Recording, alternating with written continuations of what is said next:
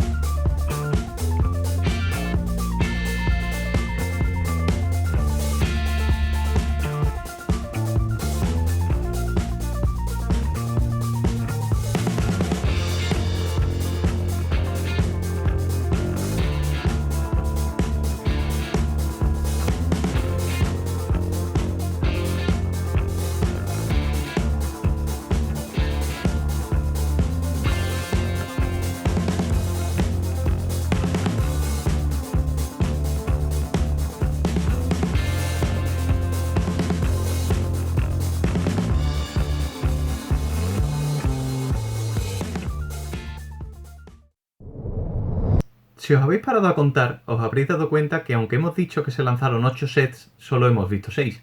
Y es que 2 de ellos estaban repetidos, eran pequeños sets que de alguna manera ya estaban introducidos dentro de otros. En concreto, eran un set de la vaina de Anakin, con la figura de Padme y un droide mecánico, que formaban parte del set principal de Mos Espa, y el duelo de Qui-Gon Jinn y Darth Maul, que era en esencia 2 figuras repetidas que venían ya con otras naves. Y hablando de minifiguras, tenemos que hacer mención a 2 detalles. La minifigura de Lego se creó en el año 1978, y desde entonces todas las figuras masculinas siempre habían tenido el mismo tipo de pelo, hasta que se diseñó la pieza para el pelo de Qui-Gon Jinn. De igual manera, la primera vez que se fabricaba una cabeza con forma era para el personaje de Jar Jar Binks. Y antes de terminar tenemos que mencionar una cosa más. En ese mismo catálogo que se anunciaron los nuevos sets de episodio 1, se anunció por sorpresa un set adicional, de la línea LEGO Mindstorm. La línea LEGO Mindstorms era una línea de robótica que se había lanzado el año anterior. Este set nos permitía montar hasta 6 robots diferentes, destacando entre ellos a R2-D2.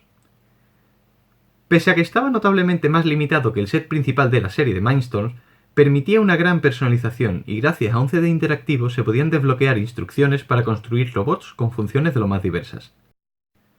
Este set fue sin duda uno de los que más disfruté en su día, así que aprovechando que lo tengo desmontado voy a intentar hacer un vídeo específico para analizar todas sus posibilidades y todas las funciones que incorporaba. Y ahora sí, estos eran todos los sets que se lanzaron en ese primer año en 1999. En total fueron 14 y tuvieron un éxito inmediato. Tanto es así que el acuerdo inicial entre Lego y Lucasfilm, que contemplaba promoción durante un periodo de 10 años, fue rápidamente ampliado y de hecho ahora mismo se extiende hasta 2022. Durante estos 20 años se han lanzado a la venta 735 sets y más de 1100 minifiguras específicas de Star Wars. Y hasta aquí el vídeo de hoy. Como siempre esperamos que lo hayáis disfrutado y nos vemos en el siguiente vídeo. ¡Hasta pronto!